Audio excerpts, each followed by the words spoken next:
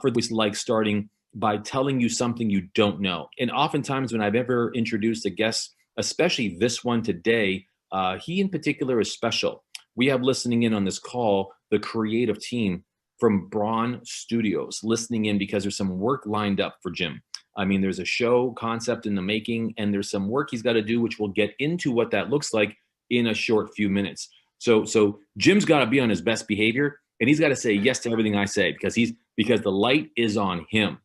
Everyone give me a double thumbs up. You'll get what I'm saying. But there's no pressure because this guy's not only bold, but he's beautiful. He's a brainiac, an amazing man. He's made a huge difference. I mean, when I first met him was in Montreal, Quebec.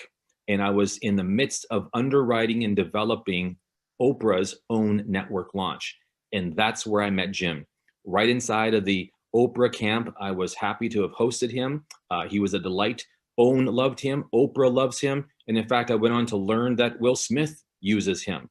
I mean, cast members of incredible franchises like the Avengers and other superheroes use him. But not just actors, not just Hollywood, but I mean anybody who wants to make sure that their brain is performing at peak capacity. Jim Kwik's the guy they go to. I mean, not only has he published an incredible book, not only is he interviewing himself, incredible thought leaders around the world on the topic of brain science, neuroscience, and biohacking in some way, shape, or form, because he really is trying to beat the system called you. I mean, I'm really delighted to have him here. Why don't we give him a warm welcome, Mr. Jim Kwik. What's up, big guy? Appreciate it. Thank you, everybody. That's quite an introduction. Hey, look, dude, it's all downhill from here. That's the way I see it. I mean, I set you up real here. Then I mean, it's crash and burn time. But Jim, first and foremost, I hope you and your bride are safe and well. You look good. You've been well. Yeah, I hope everyone is strong, is sharp, you're sanitized, all that good stuff.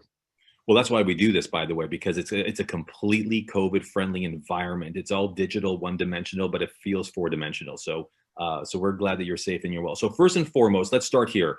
Who would you say is Jim? Who's Jim Kwik? Who are you? How would you best describe yourself? Who is Jim Kwik? Well, Kwik really is my last name. I didn't change it to do what I do. With a name like Kwik, you could say my destiny was pretty planned out. I had to be a runner back in school, which is a lot of pressure when it says Kwik right on your shirt. I have to be very careful when I'm driving because the worst name to be pulled over when you're for speeding on your driver's license is the name Kwik, because you're not going to talk your way out of that speeding ticket. And I get to do my mission in life, which is teaching people how to learn, remember, focus, read, perform more quickly and efficiently. And this will be my 29th year of teaching and coaching.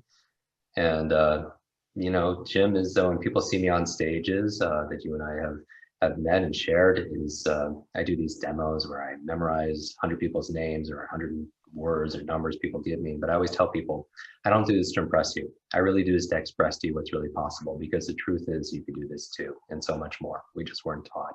And the reason why I know this is possible is I grew up with some pretty severe learning challenges that came from a childhood brain injury, poor focus, poor memory. It took me an extra 3 years just to learn how to read. I actually taught myself by reading comic books. That's why I had this love for superheroes.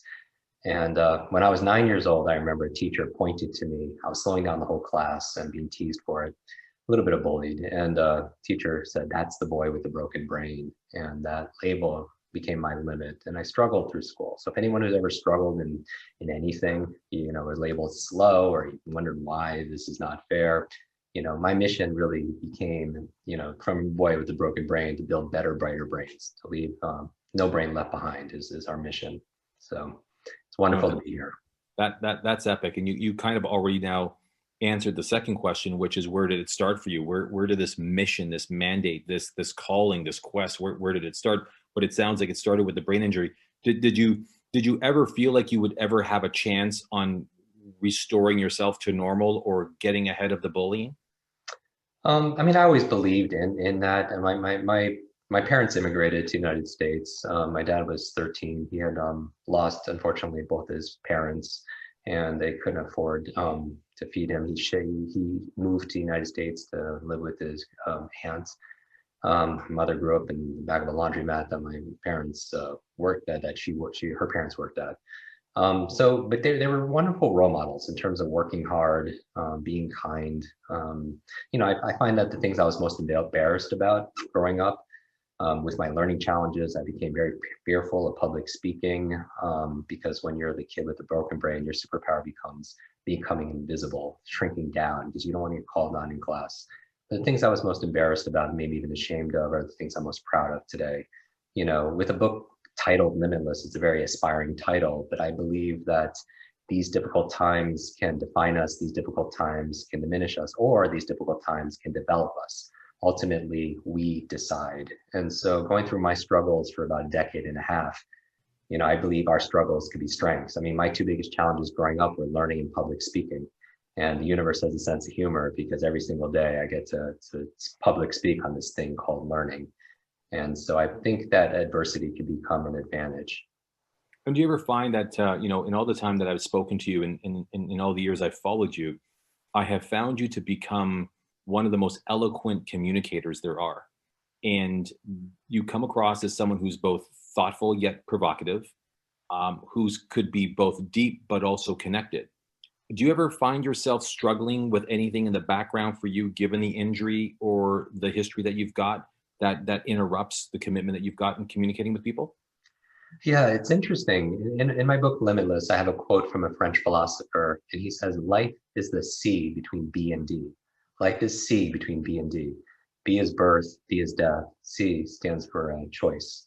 And we always make these choices. So even, you know, I had 3 traumatic brain injuries before the age of 12. While that was going on, labeled the boy with the broken brain, my primary caregiver was my dad's aunt, who I only knew as my grandmother. And because my parents were always working, she was my primary caregiver. And when I was having these challenges at 5 and 6, she was taking care of me, but then she started to experience early stages of dementia and Alzheimer's. And so when about 6 or 7, I started to be the one responsible for taking care of her. And when you see somebody that you love and she calls you by your father's name or repeats something that she just said, I don't know if anyone watching this could identify, you know, somebody personally, but it's, you know, when I write and I speak about learning language, you know, foreign languages, facts, figures really quickly, it's not just that for your memory. Your memory really is about your life. When people lose their memory, they lose the things, the moment that bind their life together. You know, I think it's very important if your life is worth living, it's worth remembering. It's worth remembering those loved ones. It's worth remembering those special lessons.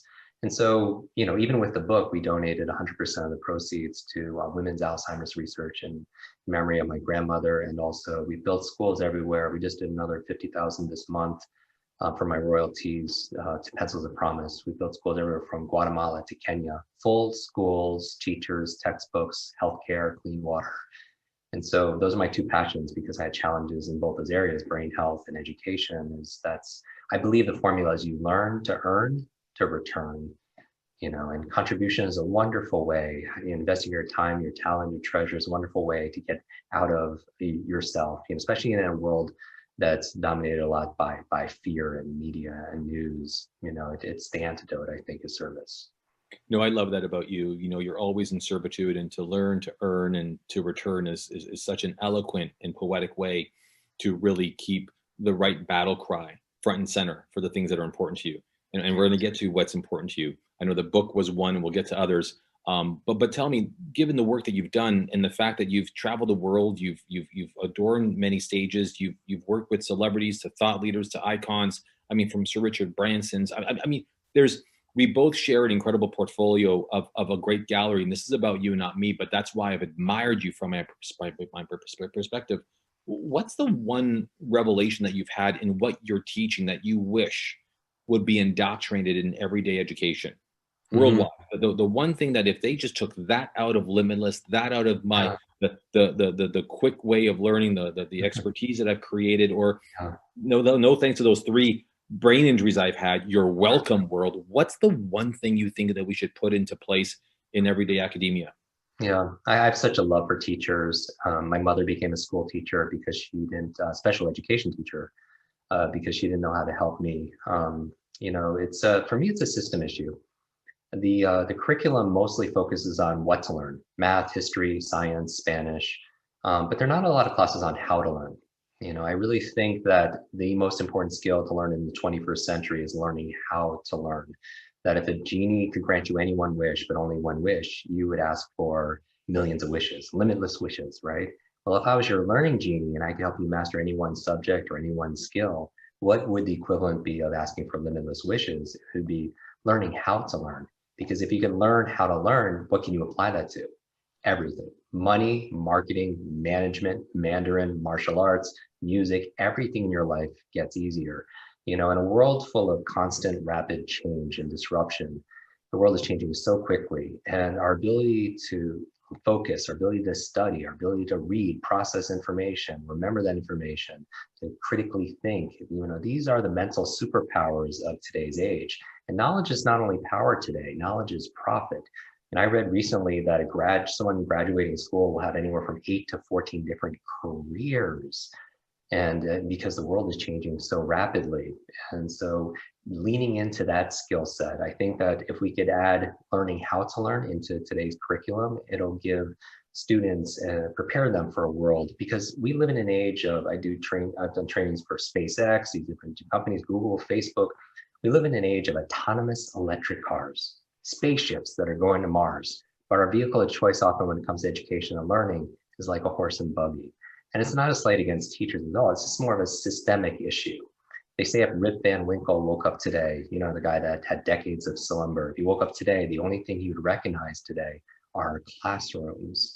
And so I feel like if there's one thing that I would add to it would be having classes on how to think. Class teaches you what to focus on, what to study, what to read, what to remember, what to think, but not how to focus. You going to your children saying focus or concentrate, it's like going to a child and saying, play the ukulele. For someone who's never taken a class, we've never taken a class called Focus 101. There was never a class called Remembering. I always thought it should have been the fourth R in school: reading, writing, arithmetic. Obviously, spelling's not one of them. But what about retention? What about recall? What about remembering? Socrates says learning is remembering. And so that would be my contribution. I wrote this book. The book really is a owner's manual for the most important technology. You know, we update our phones, we update our apps more than we update the most important device, which is the human mind.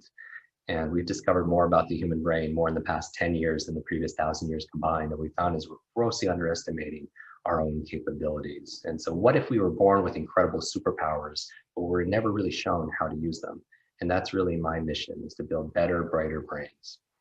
Yeah, I had a massive thought, but I forgot it now, given what you, I'm totally kidding with you. I have another R, raptured. I mean, folks, if you're just dialing in, if you're just tuning in from anywhere around the world, we're here with Jim Kwik, the world's leading authority, the most disruptive, innovative, the thought leader on how to really use your brain, use your superpower, author of the most recently released book, Limitless. Jim, tell me something. Given that we're now in very strange times, some would call it a pandemic, some would call this an incredible time for mankind, given the crisis and the rising tide of uncertainty. What's the one thing that people should be focusing in on themselves to learn, to expand, to grow, or better for themselves to really come out of the other end better and intact? You know, I really think that a metaphor is that of a butterfly. You know, and while the beauty is in the butterfly, the growth happens in the cocoon. And you might feel like you've been cocooning this year. You're physically distancing yourself, but it's that creature's desire and its will to come out of that cocoon that it builds the strength in its wings to be able to soar to new heights. So we all can make choices while we are cocooning to be able to come out wiser, smarter, and stronger.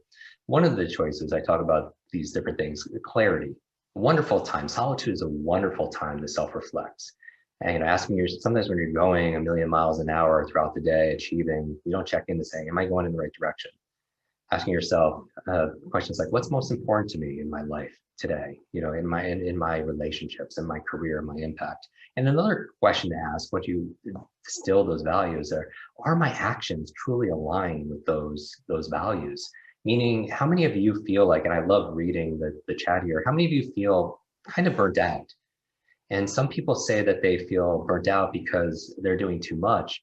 But often I find that it's not because we're doing too much. Often you feel burnt out because you're doing too little of the things that make you come alive, the things that really light you up, the things that you value the most.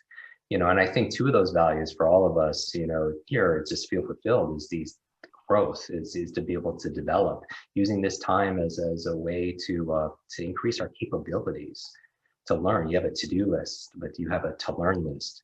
I believe that a lot of the photos you see me with Bill Gates, and these individuals, we bonded over books.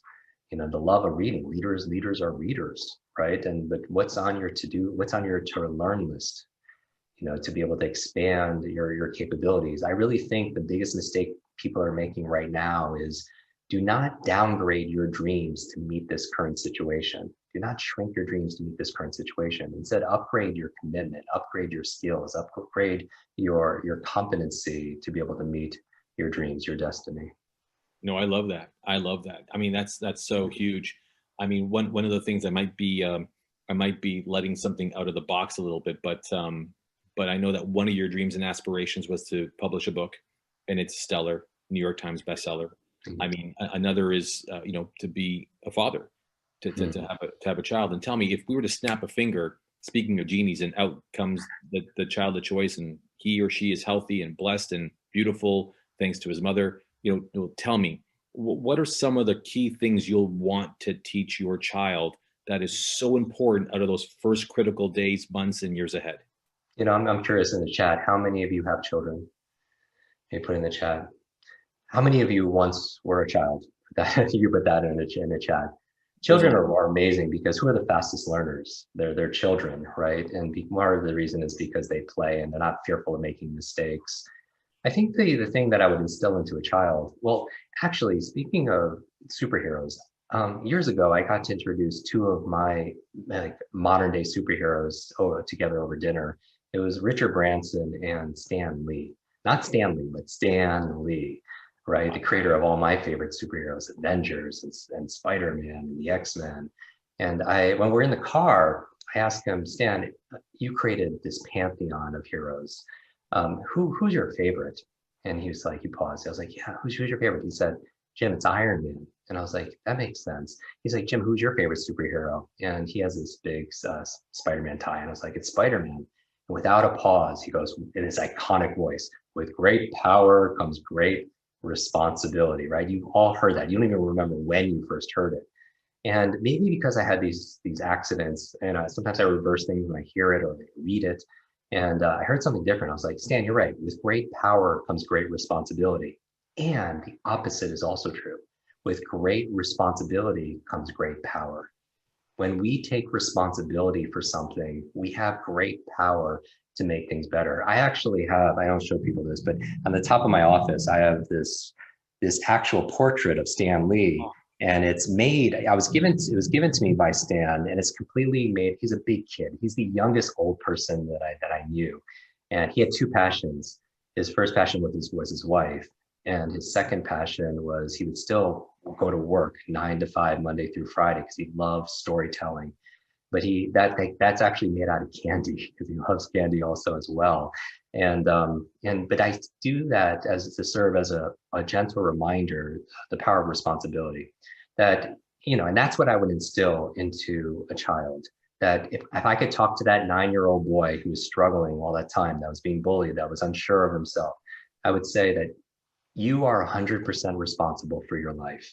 Your past might have shaped you to who you are, but you're responsible today and moving forward in the future. And I feel like when we claim that ownership, that radical ownership, and we have great power to be able to influence it, that ultimately all of us here, we are thermostats, we're not thermometers. If you think about the metaphor of a thermometer, what's its only function? Thermometer just reacts to the environment. And certainly we react to politics, we react to the economy, we react to how people treat us, the weather. But all the studies done on happiness show that the happiest people, they find the locus, the location of control inside, that they are a thermostat. A thermostat doesn't react to the environment. A thermostat, it gauges the environment, right? Intelligently. And then it sets a temperature, just like you set a vision, a goal, a dream, and then the environment reacts to it. So we are responsible. And that's what I would want to instill in my child. I love that, man. And I mean, what a great analogy, what a great metaphor, really, because the thermostat's a self-governing tool, and it's all about, what temperature you're setting your life at. But it's amazing you talk about Stan, because this is probably going to be a selfish question as I ask for permission to see are you open and willing to take calls and questions from anyone around the world here. Are you open to that, Jim? Yeah, I would love to have a conversation. Wonderful. Okay, good. So I've got a couple already lined up, one in from Israel and another in from New Jersey. But before I get to them, you occur to me as both a superhero and the scripter. I mean, like you could be Spider-Man and the Stan Lee. And in a lot of ways, I think, who would you want to be? Are you one writing the story, setting the script, like terraforming the world, or are you the one really rescuing one brain at a time? Who would you rather be? This is a powerful question. I mean, I'm curious to those of you who are on this listening to this conversation. Me growing up as with my challenges, I was very introverted to begin with, but I also became painfully shy. Post accident, my parents said I was never the same, as a child. That where I was very playful, very energized, very curious, I became very shut down. Because when you feel like you don't have a lot to offer the world, your superpower becomes becoming invisible and sitting behind the tall kid in class. You don't want the spotlight. And really, I never, if somebody else would do this mission, we're really on a mission to build better, brighter brains. I would want to support them because it's still a little bit, if I'm honest, a little uncomfortable. While I'm in front of a good 200 to 250,000 people live, in a regular year, 3 continents maybe in a month, it's still, I still get those butterflies, and because I don't want the spotlight. I mean, ultimately, I think everyone wants to be heard, but I feel a moral obligation to do what I do. With our podcast, with our videos, with our online, we have students in 195 nations, 300 plus million video views. I read these stories, Richie, and I just, I get goosebumps thinking about it. I call them truth bumps, but that's really my mission. And so going back, would I want to terraform the world? And $1 billion doesn't inspire me as much as 1 billion brains coming online. That the idea that somebody could be listening to my podcast or watching one of my videos or reading the ebook in a village somewhere, and they learn how to solve problems better or get better connected with their love of learning, and maybe they solve a big problem, like they become a Malala, or they cure cancer. I really want to democratize and open source this information to the world. And so I feel like that I have a foot in each of those roles, that I could be I want to be able to script and create, mental superheroes around the world. And also I feel like I am one. I feel like the life we live are the lessons we teach. The life that we live every day, whether it's a parent, as your entrepreneur, all the roles that we have, we're always teaching those around us. And I want to be like my parents. I want to be a good example of somebody that was able to add value, was able to grow, so they had more to give. That I think kindness now is so important. A lot of people are hurting and they're fighting battles that nobody knows about, and kindness is free. So we should be sprinkling that stuff everywhere. But I feel like that I'd like to wear both of those roles, both of those. I love it. I love it. So you're Stan Lee in a Spider-Man costume. I got it. Well, listen, to sprinkle some of Jim Kwik quickly around the world right now, why don't we head on off to Israel? We've got Noam. Noam, you're live right now with Jim Kwik. Why don't you say hello and ask your question? Hi, good night, Mr. Kwik. It's the midnight as we speak. I had a short question. First of all, we really love your work. I've been following you for many years and really enjoying it. I have a short question who can help, I think, many of the people on the call.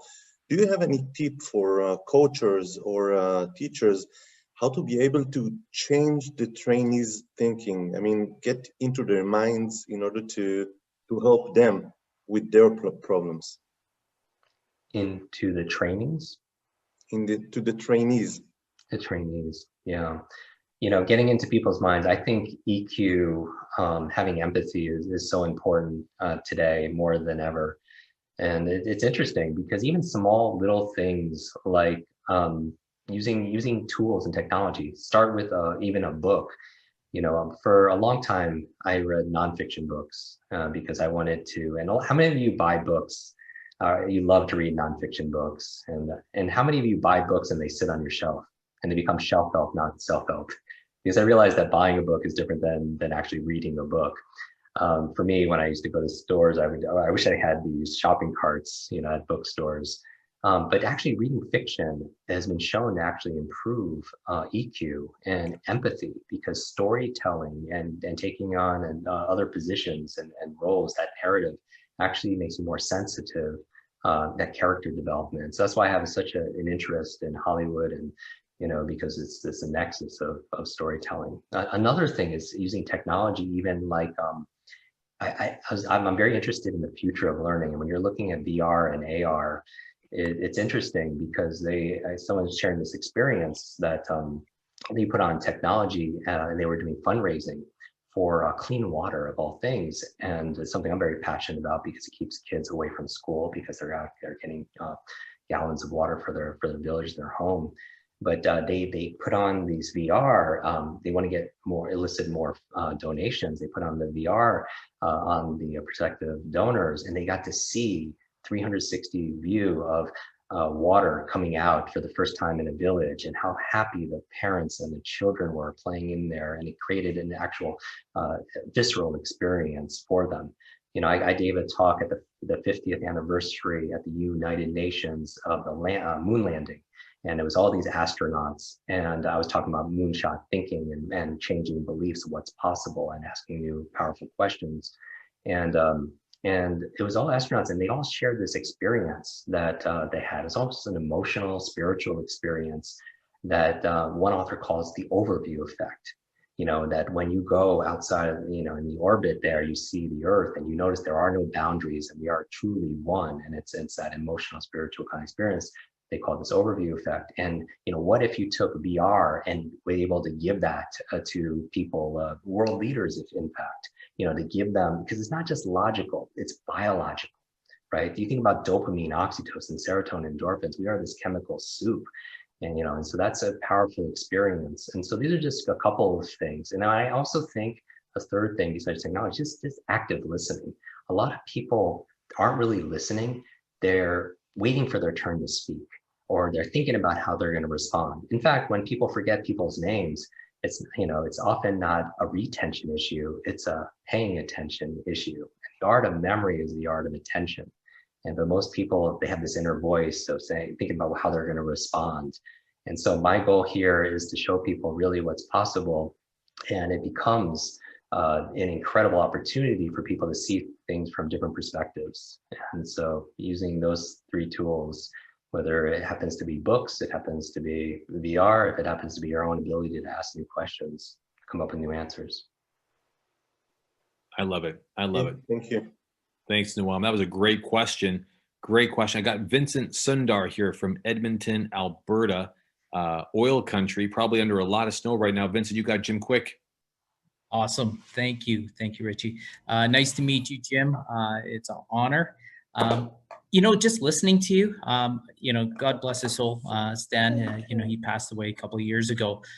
But have you ever reflected on what you've said? And really, when you say it's not about $1 billion, it's about affecting 1 billion people in their minds.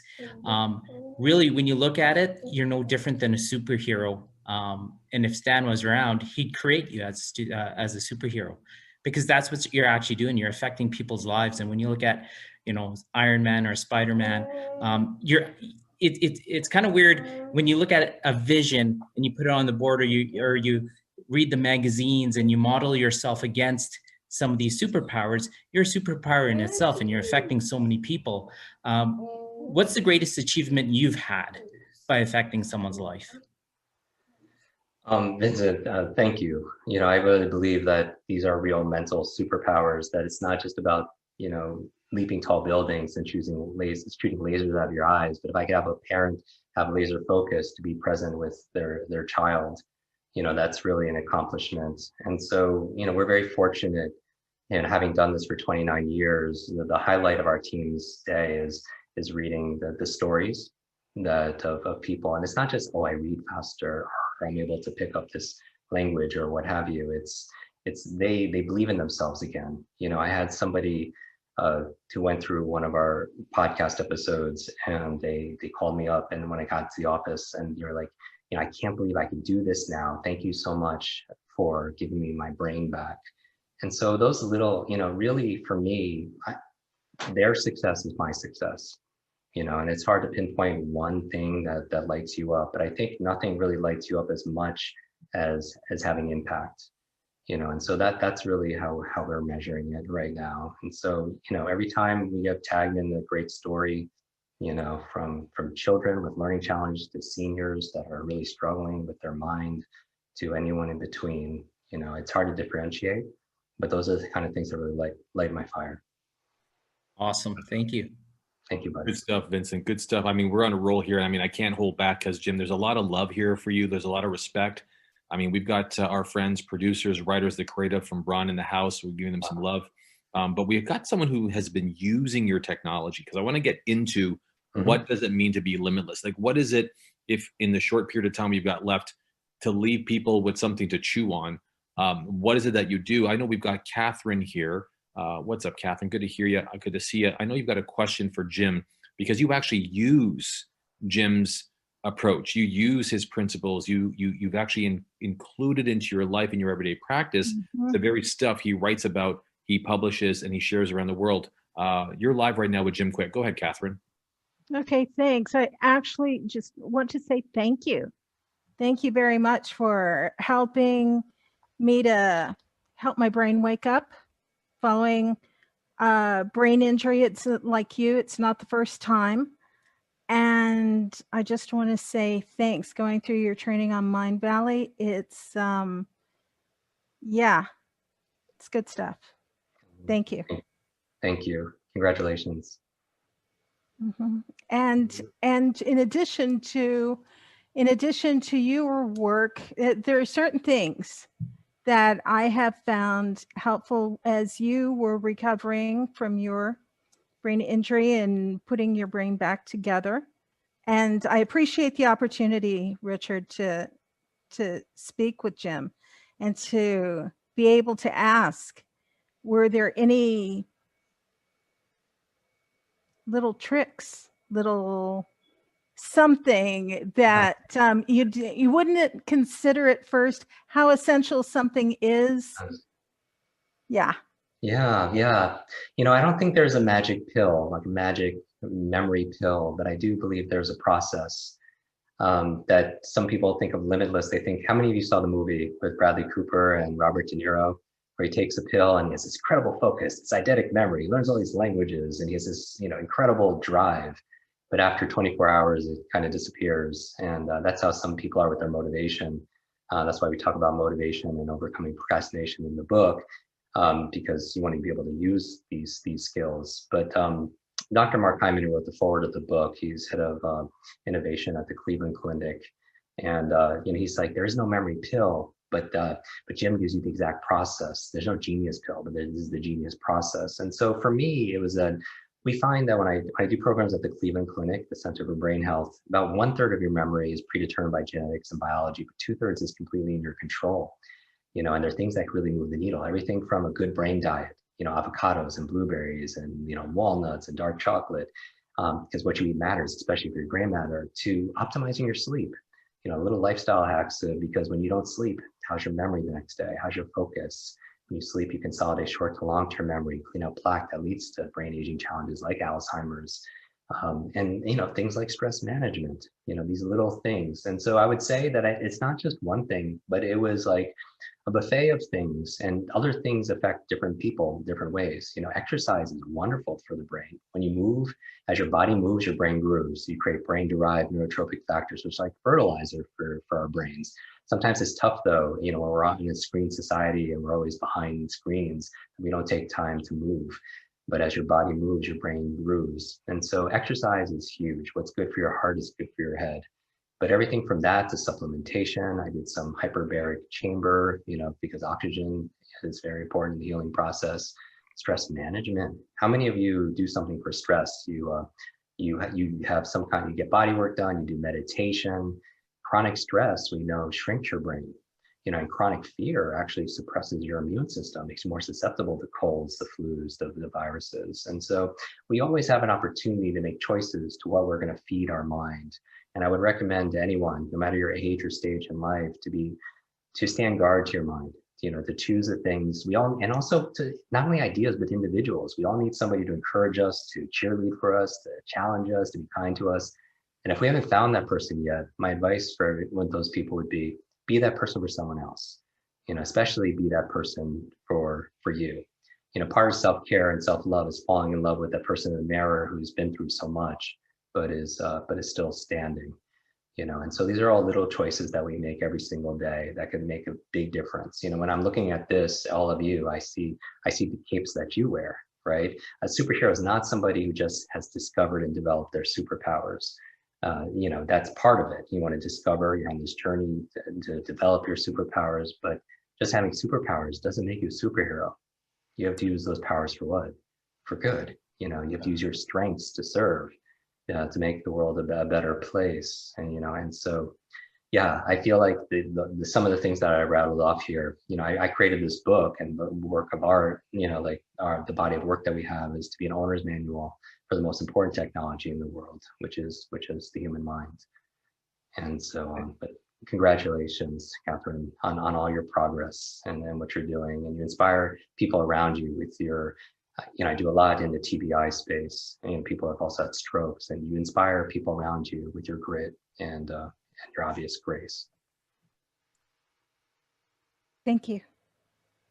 Well, listen, man, I mean, you've got a huge, huge heart. I mean, you absolutely do, Jim. And what's amazing about that is the fact that I'm here to debunk worldwide the rumor, which has been, I mean, it's probably been hell for you, but it is untrue that you do not run around the house on weekends in just a cape. I'm here to debunk it. It is not. Remember when you were a child and you would put on those underoos and you would dress up, as a Batman or Wonder Woman and Spider-Man. But dude, I had underwear with superhero badges and vectors in my private pouch. I mean, I had Superman. I mean, that's going a little bit deep. It is a Friday. We'll keep this PG-13, but all kidding aside, I'm here to debunk the fact that Jim Kwik does not run around naked in his house with just a cape on. Hate the underoos. That's right, Dr. Al. I see what you just said there.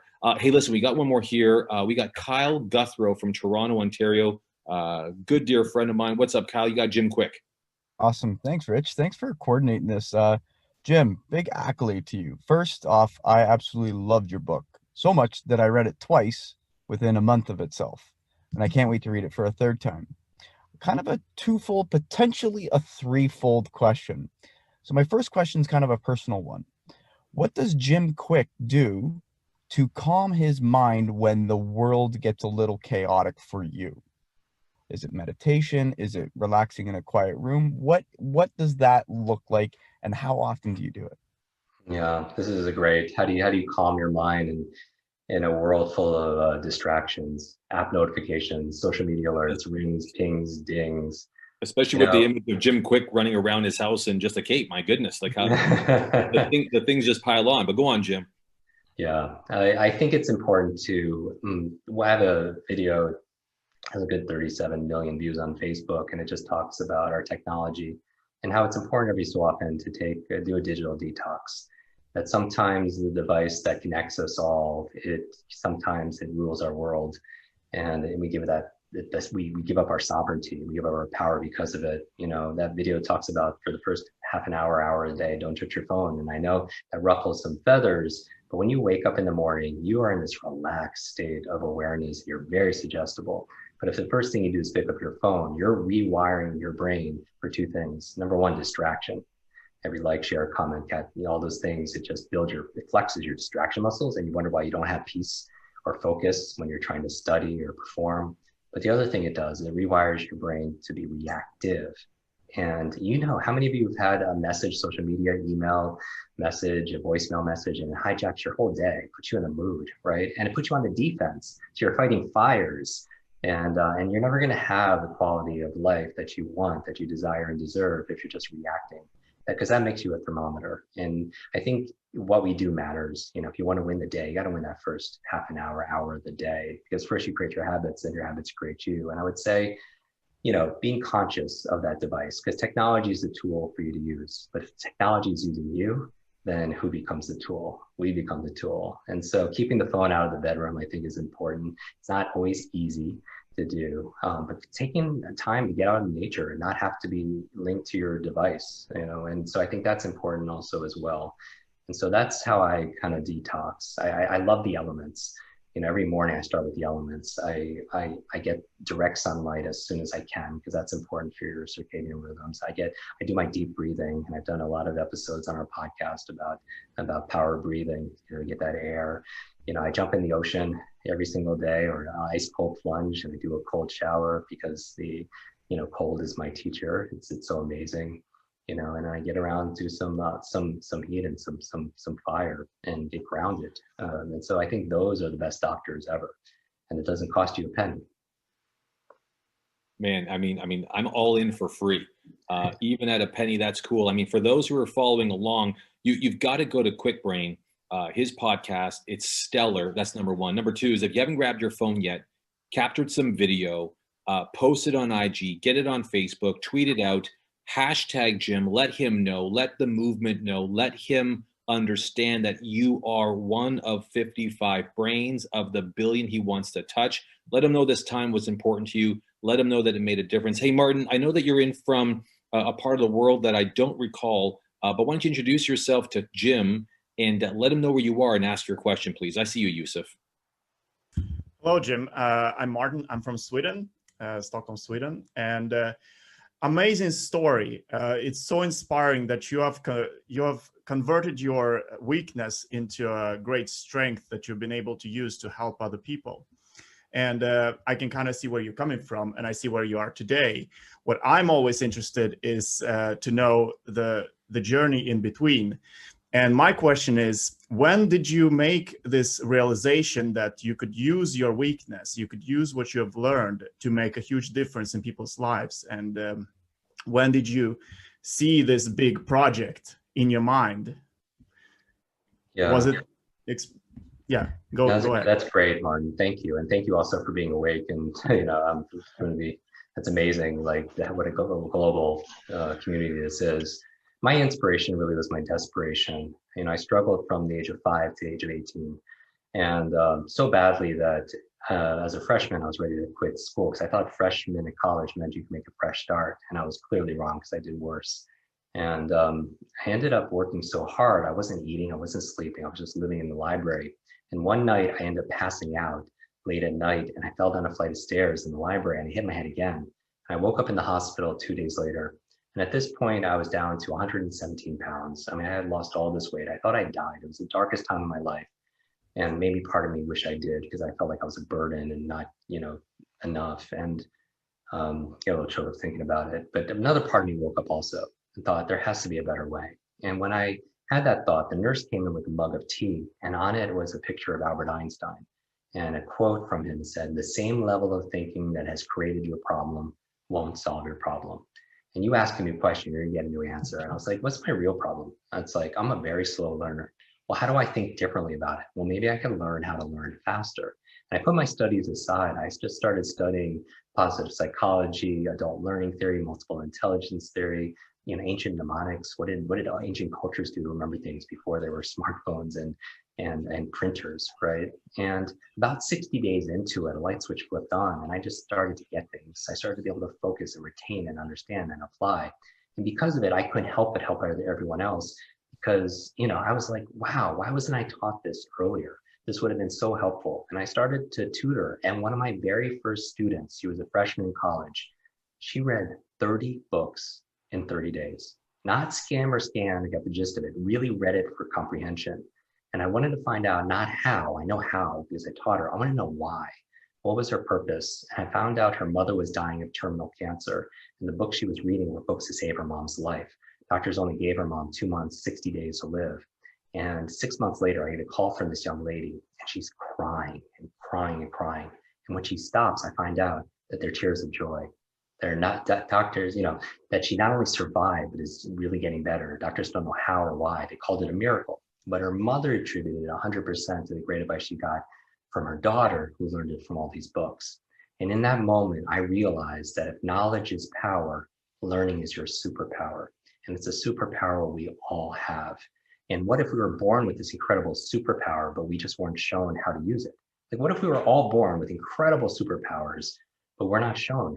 Because your brain doesn't come with an owner's manual and it's not user friendly. And that's the nature of my work. Whether it's a book or a podcast or one of our videos or coaching programs, I'm kind of agnostic on that. My goal is just to have that impact, because building better brains. I mean, if you want a healthy mind, happier mind leads to happier and healthy homes, right? And how do you become limitless? Like the book's Limitless. How do you become limitless in a limited world?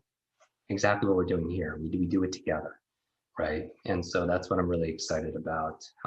So appreciate that question. My inspiration was my desperation, and this will be my mission to the day I die. One of the cool things I find about you, Jim, is that there's no reverse engineering or codifying what you're saying, because everything you say and how you speak comes with it the playbook, comes with it the know-how, comes with it the recipe and the formula on doing things. Folks, if you haven't gotten his book, Limitless, it's an absolute read. You've got to check it out. You've got to follow him on podcasts. All his podcasts are amazing. And what I love about what you do, Jim, is that I've often said, alongside those that I work alongside of, that proximity is power, but it also unleashes possibilities. And you're always upgrading your game by surrounding yourself with people who are brighter than you.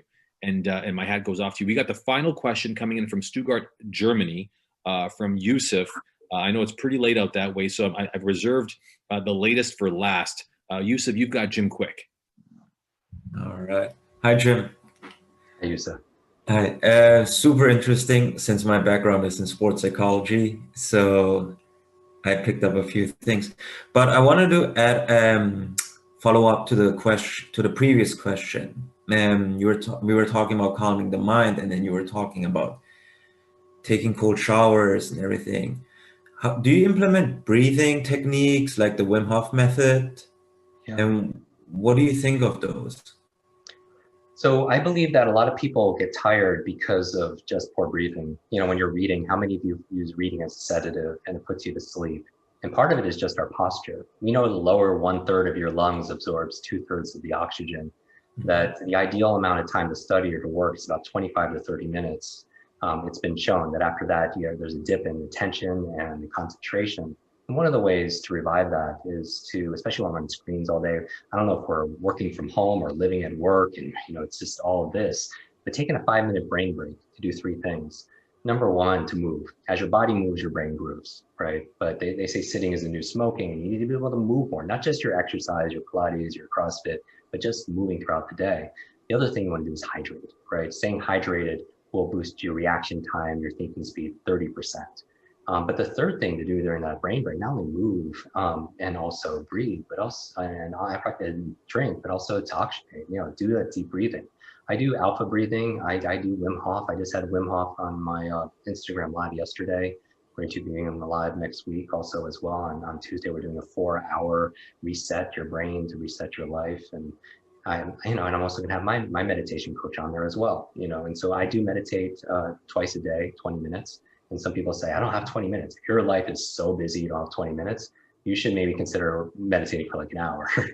But you need sometimes to slow down to be able to speed up, and it's very, very important. So I do breathing every single day. And I also do my cold therapy, as Wim does also. I met Wim, I showed a photo on my interview with him 8 years ago, speaking at an event. So I've been doing the breathing in the cold for that long. Is there a specific time that you do it, or it doesn't matter? Great question. I mean, for movement, there was a study done at Appalachian State University is for weight management and sleep, getting quality deep sleep is a better morning, afternoon, or evening, 7 a.m., 1 p.m., and 7 p.m. It was 7 a.m. And it doesn't have to be your full workout, but for a few minutes, they showed that it improves your deep sleep 75%. The movement part. For me, I like to start my day with it. I suffer from pretty severe sleep apnea where I stop breathing 214 times a night. I talk about it in my book. CPAP and use all these devices and everything. But I want to get that oxygen in there, as soon as possible. So I do that, and then I do a 3-minute cold plunge, and very cold. I find that it's important for us to do difficult things first thing in the morning, Because if we just do easy things in life, procrastinate, binge watch everything, no judgment. But if you do easy things in life, life gets hard.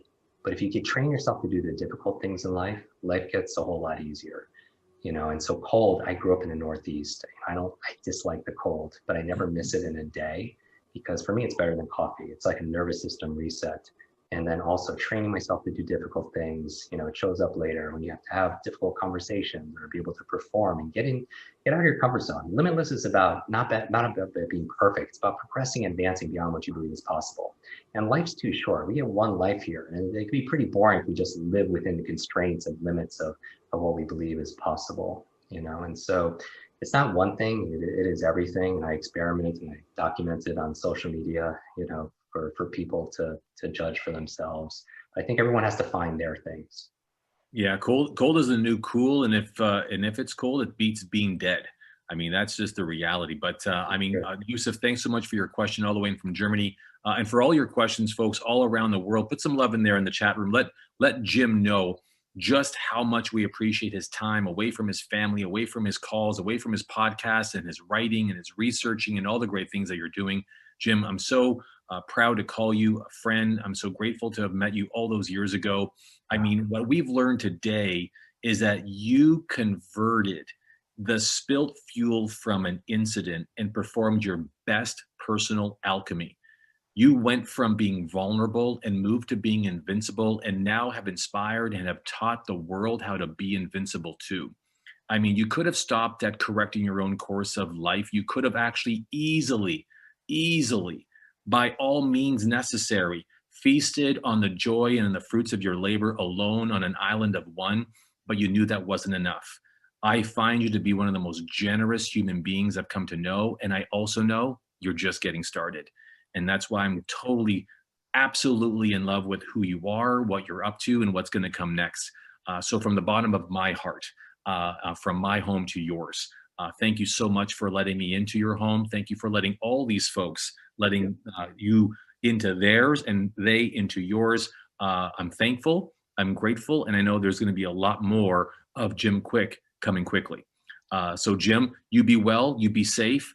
Remain as sexy as you always are, but continue to do the great work that you're doing, man, because we've got billions more to really elevate and perform the very alchemy that you are a living proof of. Yeah.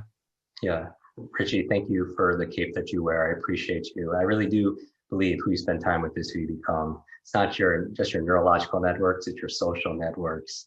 And so I want to thank everybody, you know, by association here. We're all on this path to be able to reveal and realize our fullest potential. And just remember that your life is like an egg, that if an egg is broken by an outside force, life ends. But if it's broken by an inside force, life begins. Great things begin on the inside. And everybody here, you have greatness inside of you. You have genius inside of you. And so let it shine. Hey, Jim, there's so many people here, Chicago, New York. There are so many people here from Sweden, from UK who wanted to ask you things. Could we do this another time? Yeah, I would enjoy that very much. That would be awesome, man. I'm just that kind of guy that Bronze Studios is giving a thumbs up. You've got digital, creative, unscripted, all giving you a thumbs up. Dude, grateful. I'm humbled, but I'm also totally stoked at what's going to come next with you. So folks, from around the world, we had Jim Kwik, everybody. That's the man. Thank you so much. Pick up Limitless. Follow the podcast. Post him some love. Let him know how much you appreciate him. This has been a courageous conversation with the one and only Jim Kwik. Jim, as always, thank you, my friend. Thank you, Richie. Thank you, everyone. Everyone, be well, be great, but more importantly, be limitless.